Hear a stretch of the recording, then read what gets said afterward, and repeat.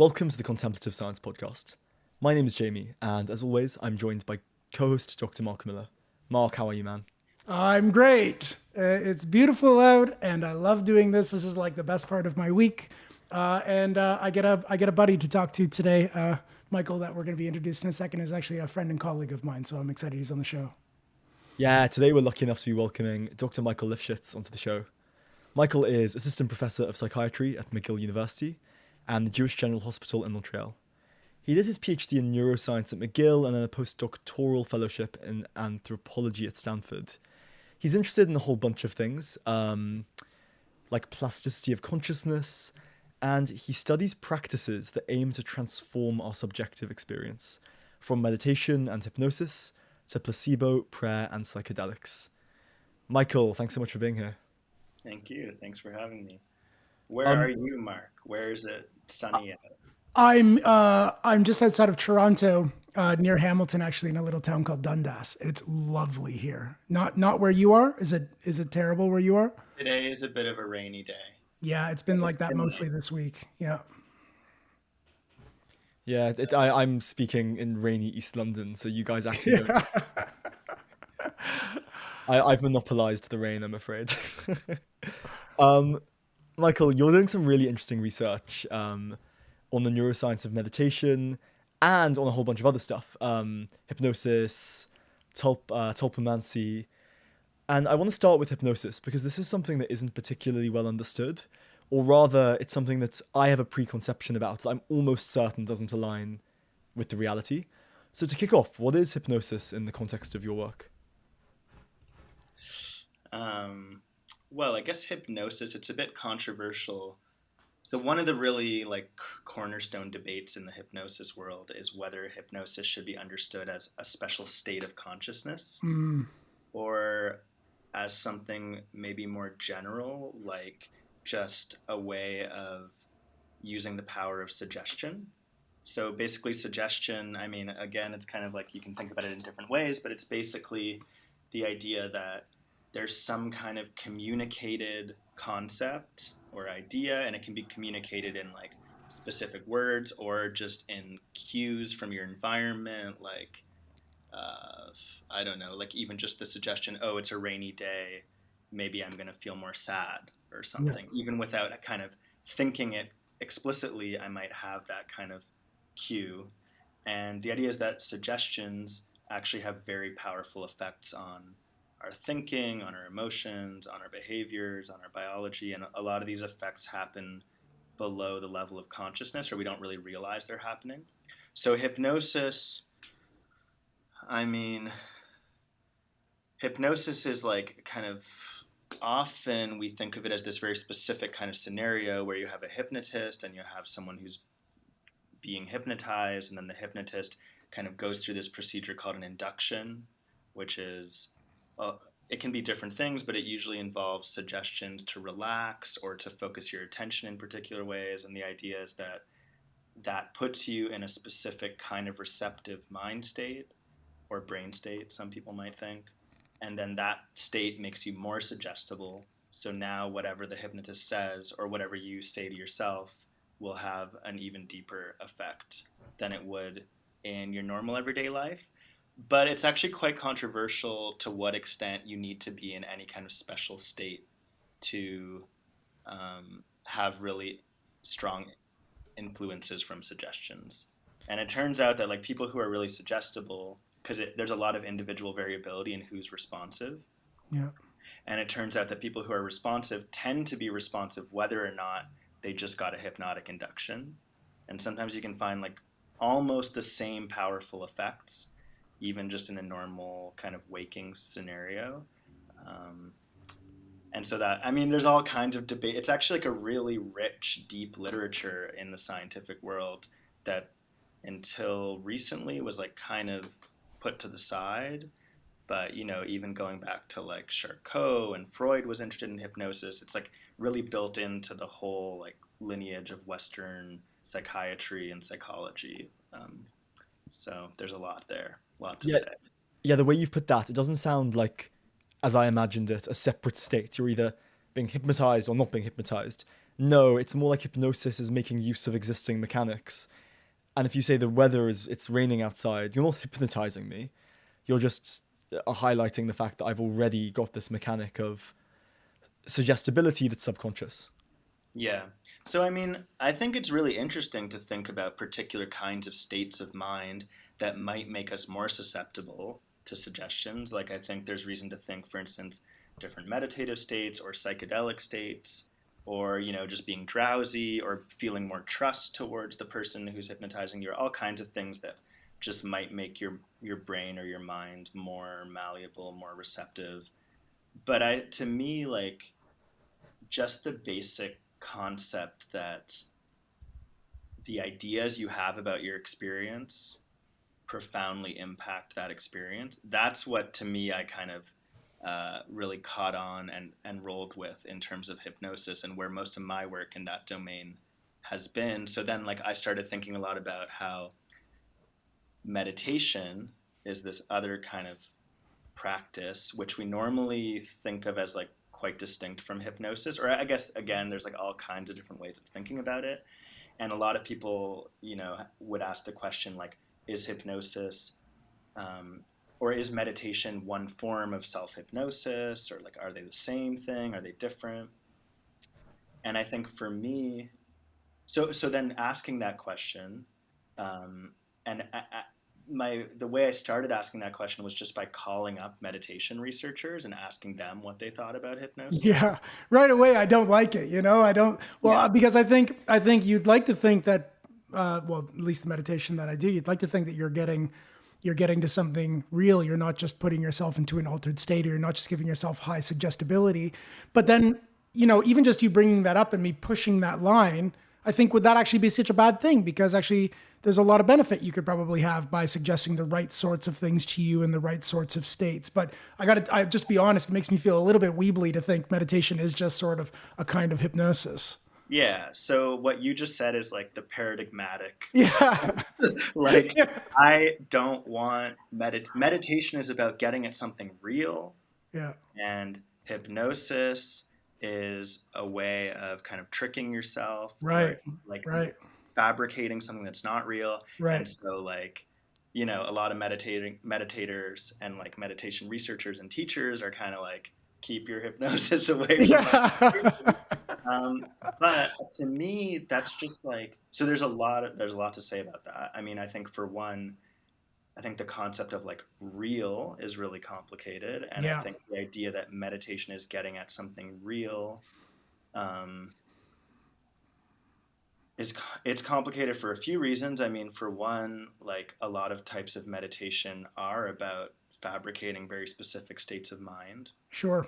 um, or using your imagination in specific kinds of ways. That's right. Um, but then it's also just, I mean, I think that that's a really probably complicated conversation that we could maybe have like a bit down the line or something, but about what it even means to think that you're getting at something real, even if Yeah. you're doing something like an insight practice. Yeah. What is this real thing that Yeah. you're getting at? Yeah. Um, but also, even if like your goal is to generate something like insight, or if your goal is to for instance, in like a kind of Mahamudra or Dzogchen context, or something that's a meditation context where basically you're trying to clarify the mind and kind of remove obstacles to perceiving something that supposedly is already always true about your mind, um, or seeing some kind of background condition for the arising of any experience or something like that. Even in those situations, to me, suggestion seems really useful, Yeah. because it's not like just because you're suggesting something, it has to be something that's not real, right? Like, you could be suggesting, um, I mean, one thing we know is that suggestions have a lot of impact on your attention. So you can suggest changes in attention, and that'll have a very strong effect. So, for instance, you could say, um, for the next 10 minutes, I want to be very clear minded. And that's a suggestion. And so, actually, what becomes interesting is then you start to realize that a lot of meditation instructions and a lot of actually like the practices, even when it's like a practice that's very kind of coming to a very bare awareness of experience or coming into your body or kind of a simple concentration state or something like recognizing the nature of awareness, those kinds of practices often have a lot of suggestion built into them. And even then, you get things like, like entering a jhana, you set an intention to enter the jhana in a certain kind of way, and then, or maybe for a certain amount of time. And it's that intention, that kind of like verbal or symbolic uh, concept that like somehow resonates through your cognitive system and then allows that specific mind state to come to exist in that way. Or I think you see the same thing in like Dzogchen practice. I mean, it's really not my expertise, but from what I understand, there's this idea of like pointing out instructions, Exactly. different ways that meditation teachers will kind of disrupt the usual patterning of someone's thinking and like drop the right kind of thought or the right kind of attentional shift at the right moment, which allows someone to shift into a new state. So I think, to me, all of that, it's like that's all kind of hypnosis to me. And what then do you see the potential benefits to be of in these various states, hypnosis, especially relating to what I've read as cognitive and emotional flexibility? Um, I mean, I guess one of the things that I'm really interested in too, and kind of why I went more in like an anthropological and social science direction, is because I think the idea of benefit is complicated. Like, it just really depends what you're after. And I think, we have a lot of ideas about, yeah, obviously, like the research world has tended to focus on like mental health in a particular kind of way, um, which is embedded in like this kind of DSM, like psychiatry, and all these ideas about what it means to be well and what it means to like function well and feel good.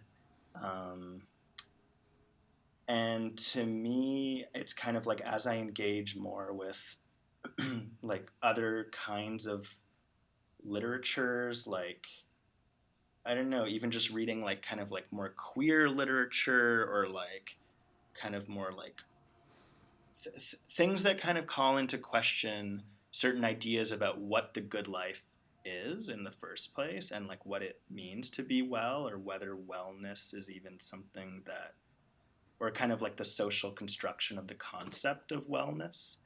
And again, like I'm not at all an expert in those things yet, or I hope to learn more as I go.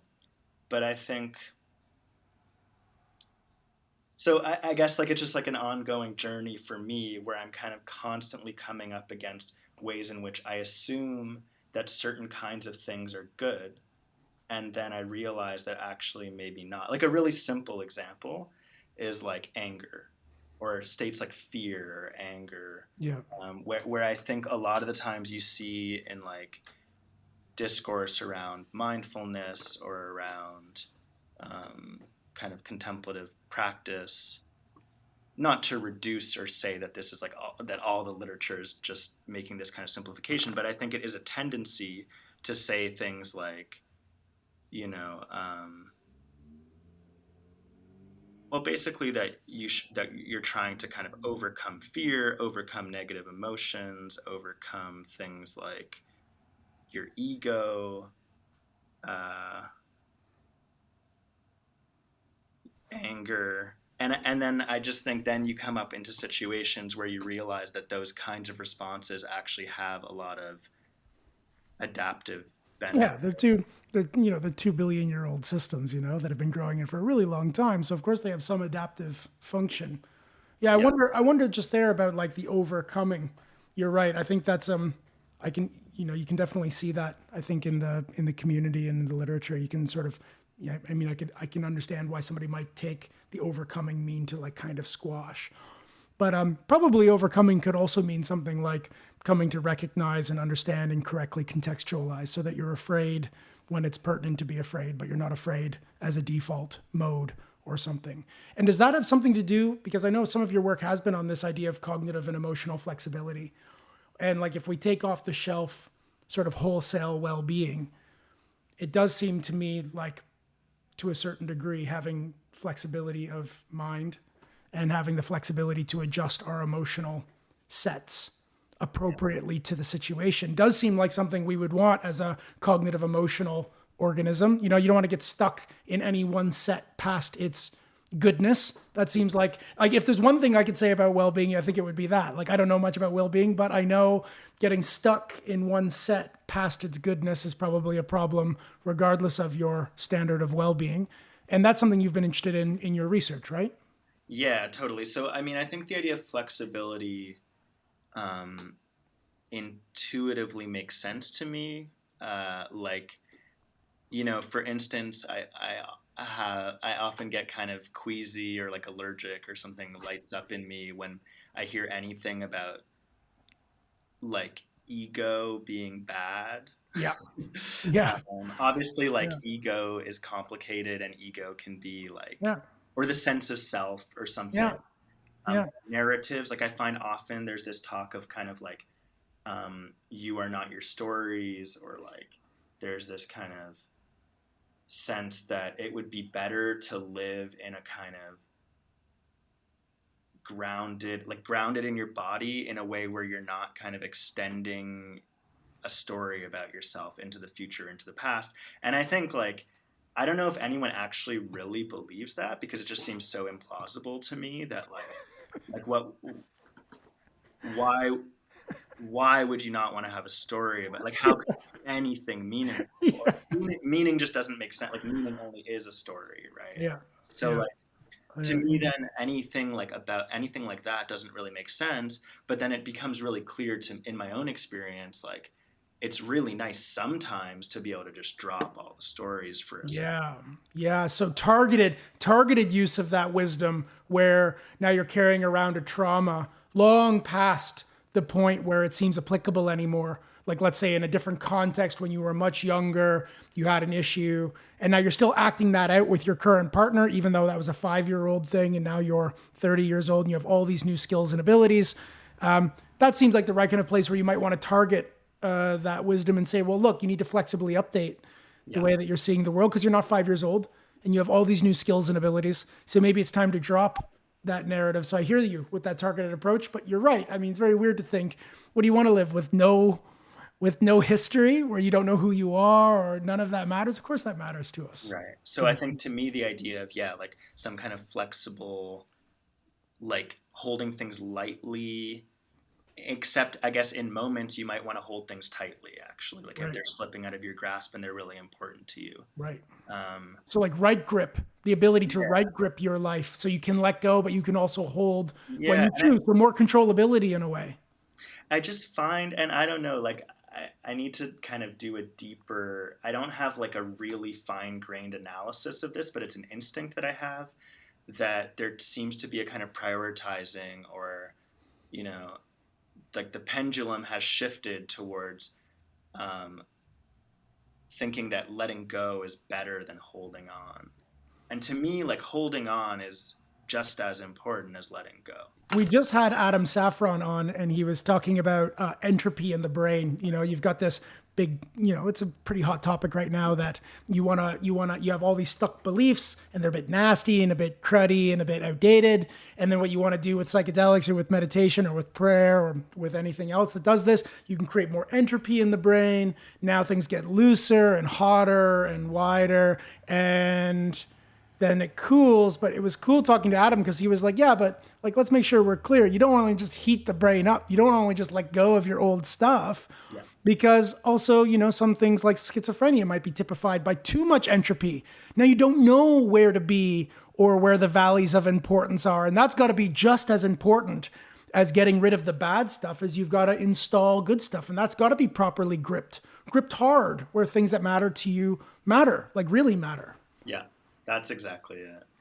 And I guess to me, then, too, kind of pushing towards the edges of my thinking, I feel like then there's also this. I'm really interested in the question of agency and like particularly experiences where you feel that there's some kind of agency that exceeds you that you're kind of following or like surrendering to. So obviously like in hypnosis, that's a good kind of example where you have a hypnotist and then what allows you, I think, to respond deeply to the suggestion is to really trust and surrender to it's basically like you're kind of like installing the control of the, or like the will of the hypnotist in place of your own in a kind of like strategic way that I don't think like there's a a myth that like a hypnotist could just like make you do something you really wouldn't want to do, and I don't think that's quite true. It seems from the literature, it seems like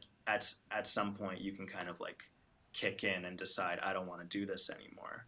But then there's other situations like I mean, prayer or psychedelics are really interesting because often what happens is that people feel like they're in touch with some kind of intelligence or trajectory of being, or like whether it's like God or some kind of spirit, or you know um, or it can be like being in a forest and feeling like there's some kind of thing happening there that's larger than you that actually has a kind of logic to it.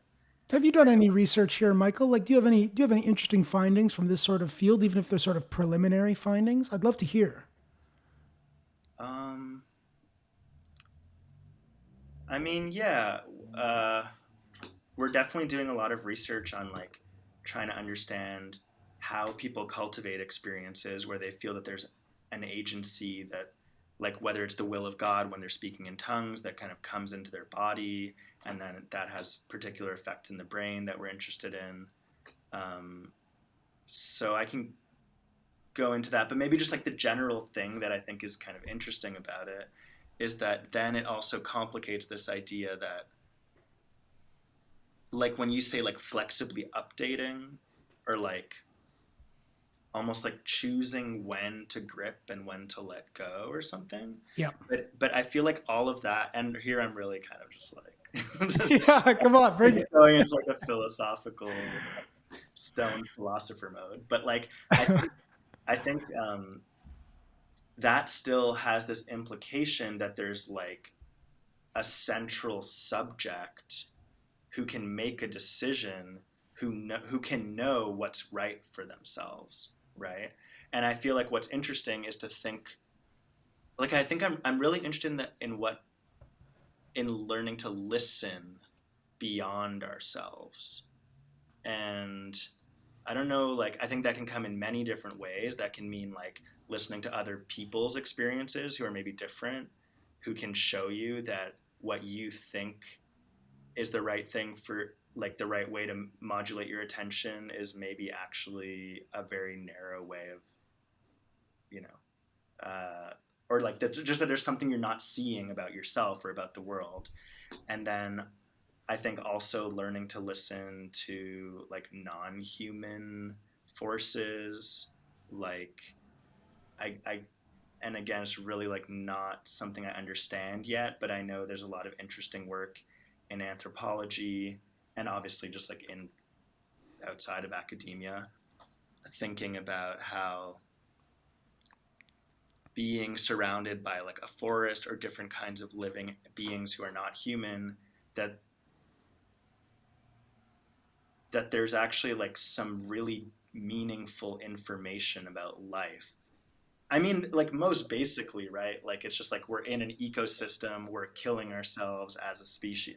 Like there's something about realizing that the kind of like types of optimization that we think are good might be a very kind of um, yeah, Suboptimal way of organizing. I, yeah, and then and they also there's also all kinds of like cultural and historical trajectories that make us think that a certain kind of thing is optimal. Yeah.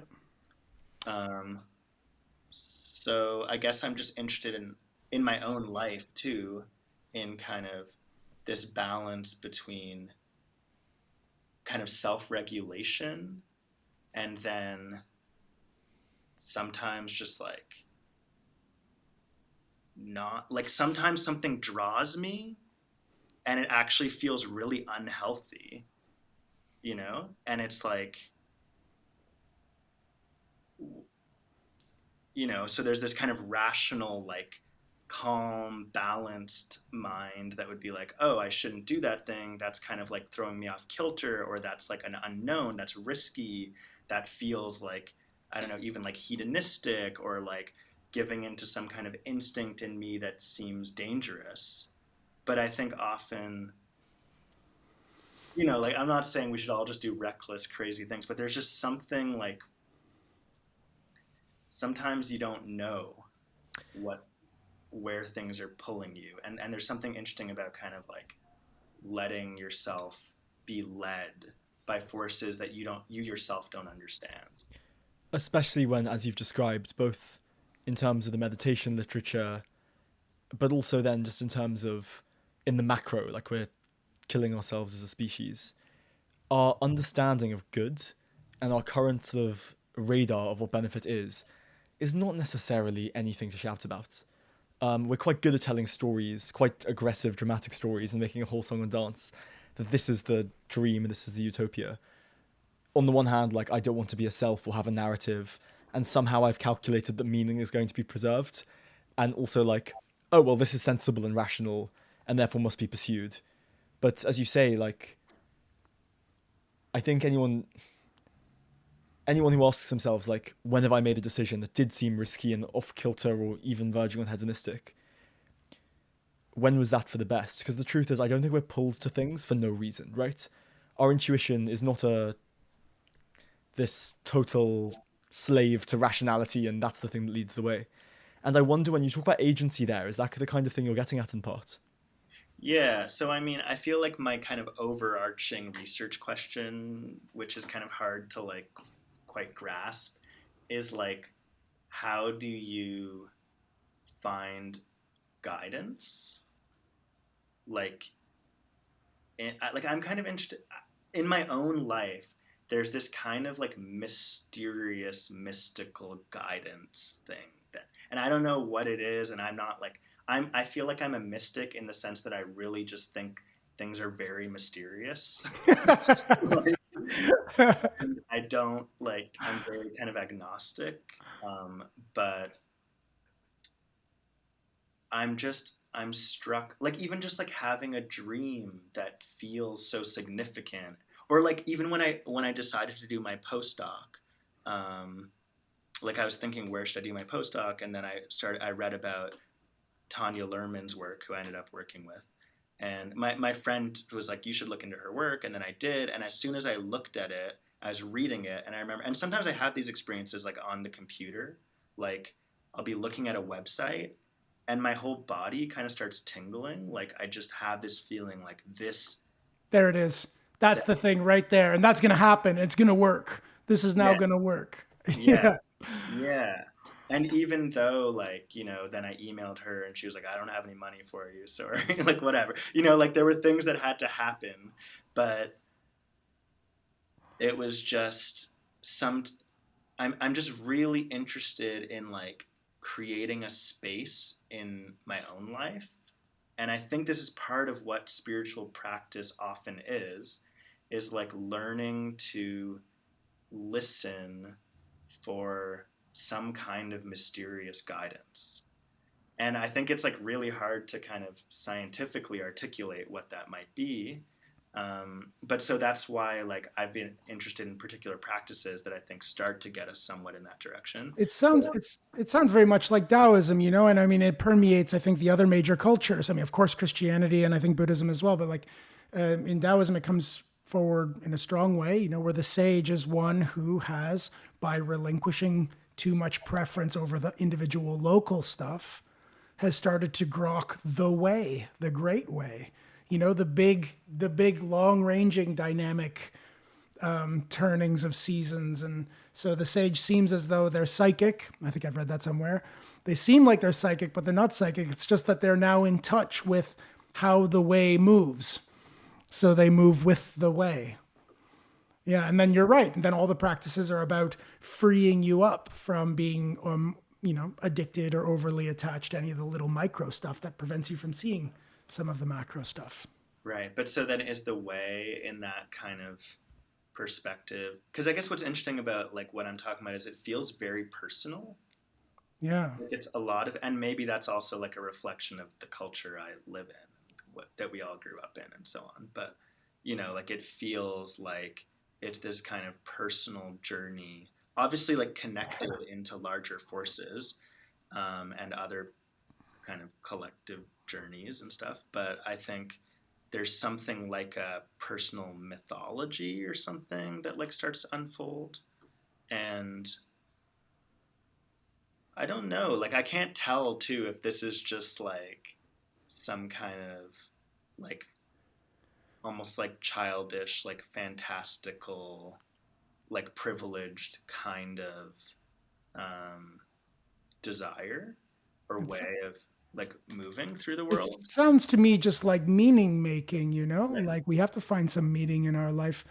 I completely resonate with this. I actually feel very, very sad. I think lots of people feel like this. It might be just part of what it is to be us. Is there any way that you're bringing this? Because I love to, I love this discussion we're having. Is there Yeah. any way that you like? Are you able to take these like life aims and put them in the lab? Yeah. Do you get to cross pollinate these sort of personal trajectory with your research? Because I'd love to hear some of the research here too. Yeah. So, I mean, I guess I became really interested in um, like personified experiences of encountering personified presences. So basically, like an example would be like meeting a spirit. Oh, we got to get into this. Keep coming because I want to come back around to this. Keep going. Okay, I mean, this is basically what I'm really interested in. Yeah. Like, I mean, I've had experiences, like maybe most notably, like smoking DMT, where it feels, and it's very common, it feels like there's a higher intelligence of some sort, really like pretty clearly just berating you with lessons, like like you've got it wrong, like here's what, or just like holding you in some kind of like loving presence. But basically there's really this strong feeling that there's someone else or something beyond you that's present in your mind or in your kind of field of experience that is actually revealing something to you that you yourself didn't already Yeah. Wow. kind of have access Yeah. People Spooky. people speak about this with such certainty and such consistency. Like you hear the same. I've never smoked DMT, but when you speak to people who do cross culturally, they all say with real certainty, experiential, subjective certainty. Yeah, look, there is this. People talk about higher intelligence, or they talk about the connectivity of beings. What's it like the actual experience of, like phenomenologically? How do you meet that? to. I mean, I think it's probably different from everyone. For me, it's like this. I haven't smoked DMT that many times, but when I do, it's this kind of like very quick, imagistic experience, and a lot of kind of almost like dreamlike images, but pretty vivid and weird, get shown to me very rapidly and with like a lot of emotional impact and a lot of kind of moral and ethical impact. And there's always this sense that there's like some kind of presence that's kind of like orchestrating it, or there's like some, it's not just like a random sequence of images, there's some kind of teleology to it, or there's a moral that's my experience, and who knows like how much that's shaped by things I've read, and but I think that kind of general trajectory is pretty common for people. How do we do research on that? I mean, is there any way that we can sort of bring that into the lab or bring that into Well, the yeah, I mean, so my approach Yeah, yeah. was, I like, so those experiences really moved me. And then I also became really interested in things like active imagination, like the Jungian practice, where you kind of, I mean, in a way, it's like bringing the dream, because in dreams, right, like we all have these experiences all the time where we encounter a world with agencies and presences and people or beings who aren't kind of materially present, but they feel real and might teach us things. And they're surprising. We don't know what they're going to do necessarily. They do surprising things. Yeah. And then, so active imagination is this idea that you can kind of communicate with the dream world, or like that kind of unconscious reservoir of stuff in your waking life, and then you kind of imagine scenarios and you can go quite deep with it. And so I just was really interested in all of that because to me it felt like in my own spiritual practice, like those kinds of encounter moments just really moved me and kind of like shifted the way I think about the world in profound ways. And honestly, I just think it's like there's something aesthetically appealing about it. Like it's just beautiful to me. I think I just like the feeling of the imagination too, or like of it kind of feels like magic. And I think I always liked fantasy and stuff like, like it's I like the idea of kind of enchanting the world with things that actually feel magical. And so then I turned to Tanya's work because she's been studying for many years and decades people who cultivate relationships with invisible or immaterial presences, Yeah, this whether is what I'd through like to like talk about. witchcraft or Mm, through prayer, and basically studying like techniques or technologies where you actually like deliberately learn to use your mind in a way that makes your imagination more available to these kinds of experiences. yeah. And then I thought I was particularly interested in this practice called tulpamancy Yeah.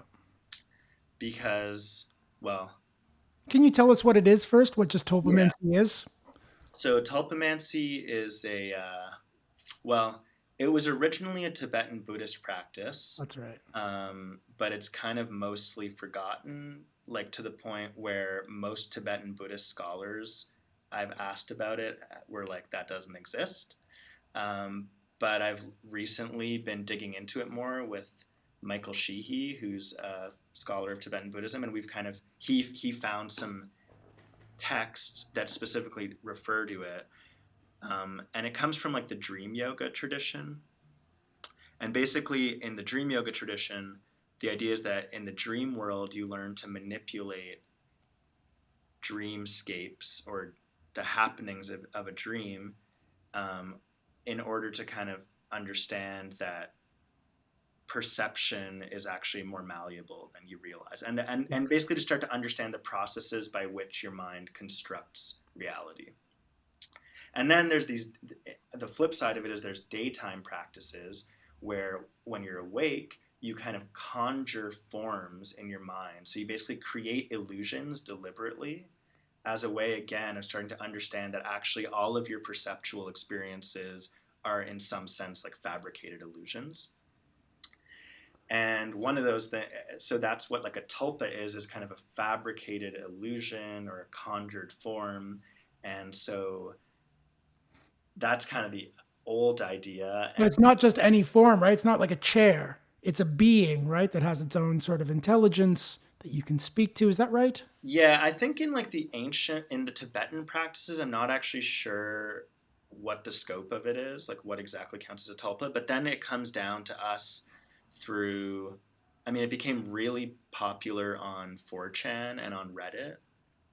Um, In our modern times, you in mean? our modern times. So like What a around, funny, what a funny place for an yeah, ancient Tibetan imagination practice to like show up on 4chan and Reddit with people just like banging around these practices to see what happens. yeah. So around like 2011, people became really interested in it, particularly people who called bronies, who are like who love My Little Pony, this TV show, and they really wanted to. They thought it was really cool that they could actually create a kind of imagined version of their pony that like of a character that they loved. And basically, then what they began to do is they created all these guide manuals, and there's this whole community that formed around this idea that you can train your mind to create an entity or a being who is like a person who lives in your mind. And over time, like the more that you interact with this imagined person, kind of like an imaginary friend at first, but then the more that you interact with them, after a while, they actually gain autonomy, they gain free will. And I'd say most tulpamancers actually believe that the tulpa becomes sentient. So this is really interesting. I don't know much about it, but I sort of have a sense that whoever originally invented this technology in ancient Tibet in order to cut through illusion is rolling around in their grave somewhere thinking the skills and techniques are now being used to create illusion rather than break through illusion. It doesn't sound like this is being used to, understand that reality is malleable and so be free of pain. Sort of sounds like, you're a bit lonely. So you use your imagination in this powerful way to create illusion rather than to divest yourself of illusion. Yeah. Um, so I think it brings up a lot of kind of complicated questions about, again, like what exactly does it mean that like the self is an illusion? So like for instance, like if the tulpa actually becomes sentient, um, then like is that an illusion, or is there just really a new sentience? Wow. Um, Wow. And have you gotten a chance to do some research on this, like to see, what does that actually look like in a bio basis? And can we get any markers for what's going on under the hood for this kind of process? yeah, so we collected like fMRI data Wow. from 22 expert tulpamancers, Wow.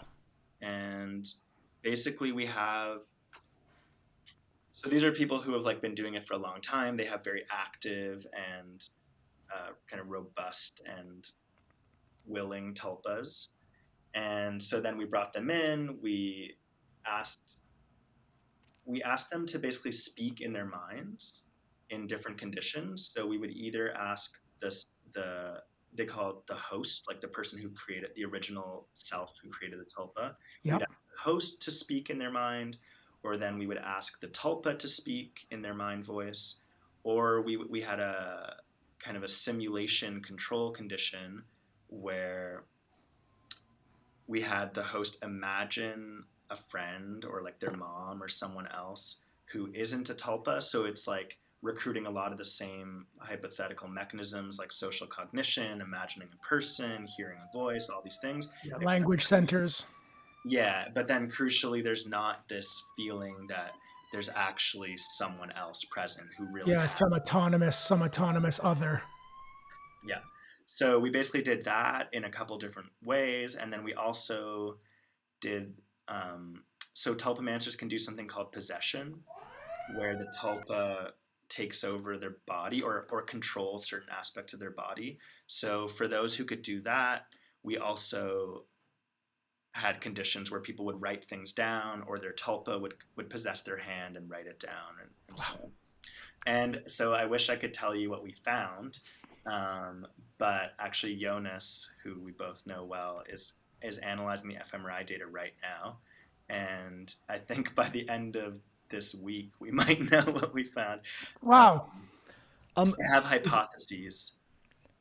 is there consistency amongst people's experiences? So you said like some tulpas can do certain things and others can't.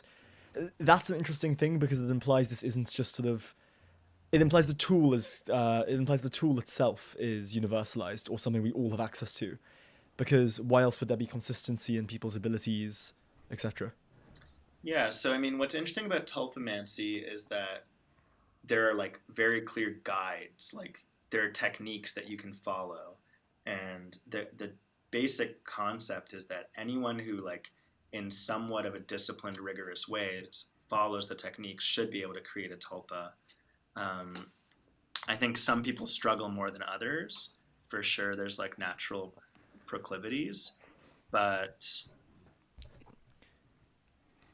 so yeah, I mean, basically, the concept is anyone can do it, but then people choose to focus on different aspects of it. So some people decide I don't really care about possession, like my tulpa's happy just being inside the mind space, and they don't really need access to my body to feel good.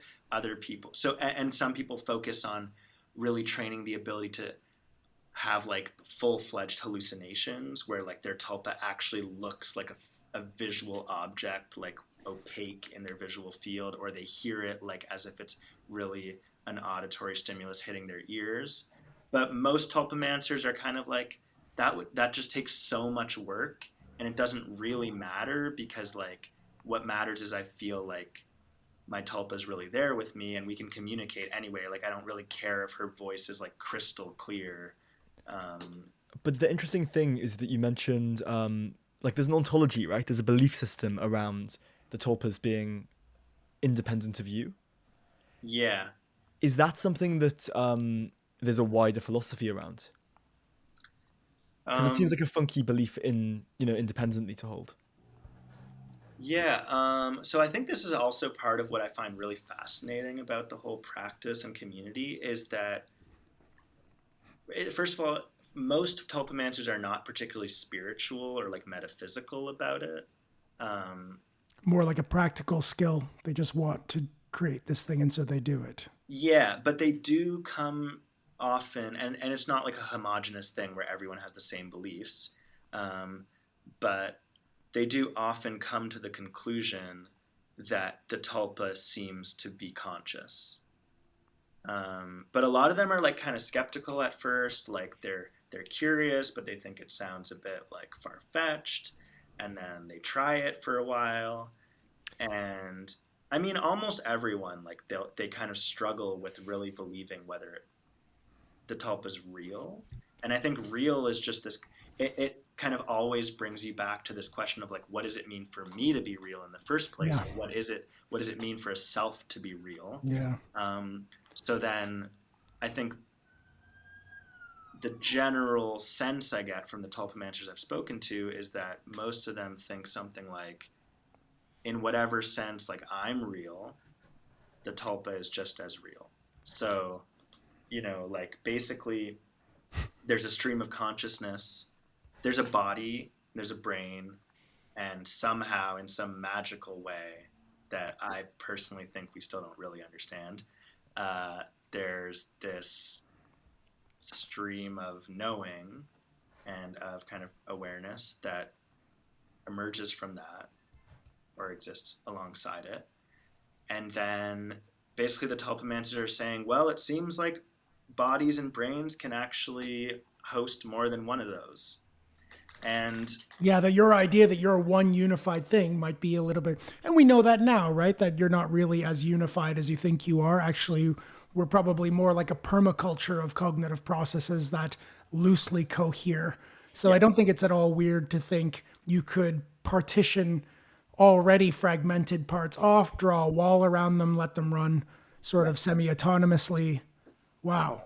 I think what makes it kind of like more, uh, like what takes it one step further is the idea that you might actually be able to be running parallel streams of like actual consciousness. Yeah, we see that a little bit sometimes in split brain research. They think maybe you're having multiple things happen, although Yeah. one is sort of the primary driving the body. I know earlier in our conversation today, you a little bit shied away from the idea of well being or like what's beneficial or non beneficial. But I can't help but think, these practices done, there must be a way that you do them where it can be a bit tenuous or a bit sticky or a bit dangerous because they sound a little bit like you might be engendering forms of pathology as well.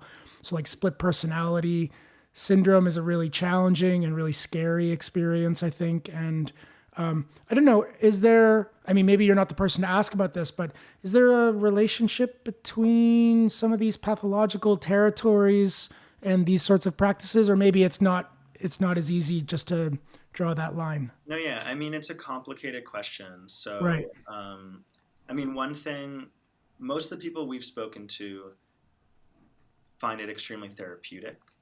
Right. So, a lot Okay. of people, um, a lot of people are kind of lonely who come to the practice. Definitely not all of them. Some people are just curious or have other reasons. But a lot of them are kind of a little bit socially isolated. Uh, they suffer from like depression, anxiety, all these kinds of things, which most of us suffer from. Um, and then they almost always say that their tulpa has made them so much happier and healthier Wow. that like having a friend who they can rely on, who understands them so deeply, who's kind of always there and so loving, um, has been an incredible source of support. And like often also makes people more social ultimately too, because a lot of them will like suffer from certain kinds of social anxiety, and then by having someone who they feel so comfortable with, it actually helps them. It motivates them more to get out into the world and like interact with people and kind Wow. of get their life on track. So I think it's like and so I should say like I've experimented or dabbled a little bit in it myself, and from doing that I can start to understand like why it's, or like at least partly why it's so therapeutic. Like there's I just think there's something really powerful about feeling seen. And like in moments where I'm feeling anxious, sometimes I kind of draw on my tulpa. And there's just, I mean, I don't, I guess it's different for everyone, but for me, I find like often if I'm going through something difficult, just having someone to talk it through with, having the feeling that someone else is there with me sharing the experience, or kind of like holding my experience in their presence, is really soothing. And I find that I can get a feeling like that even from my kind of proto tulpa. Wow. So I've been running the experiment in some micro way as we've been talking, and I can immediately get it.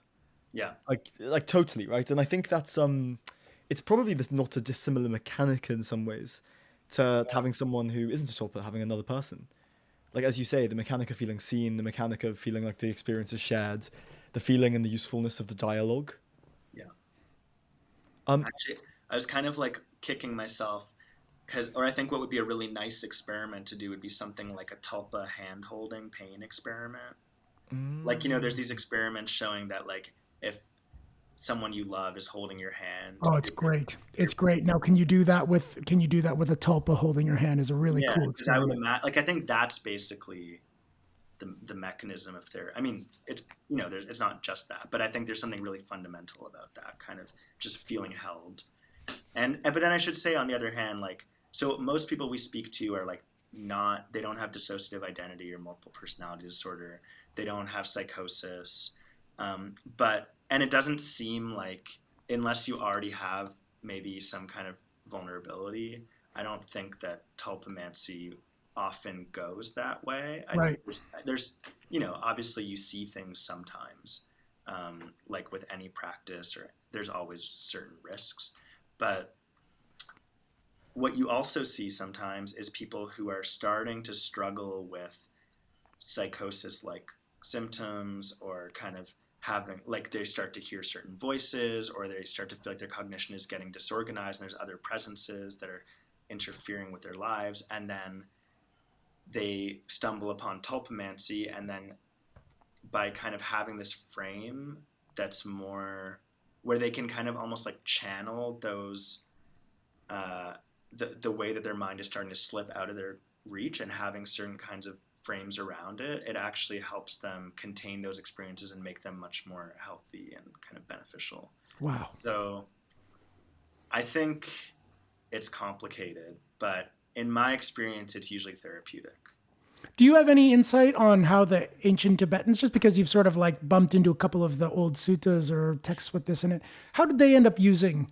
Did they use the tulpas at all in any of these ways? Do you know? Like, is there anything about like making another presence and then having it do anything or be in any way? I wonder. Not not with like tulpas that I'm aware of. I mean, I think the related thing is like yidam practices, or like deity yoga practices, where, and I still don't really understand.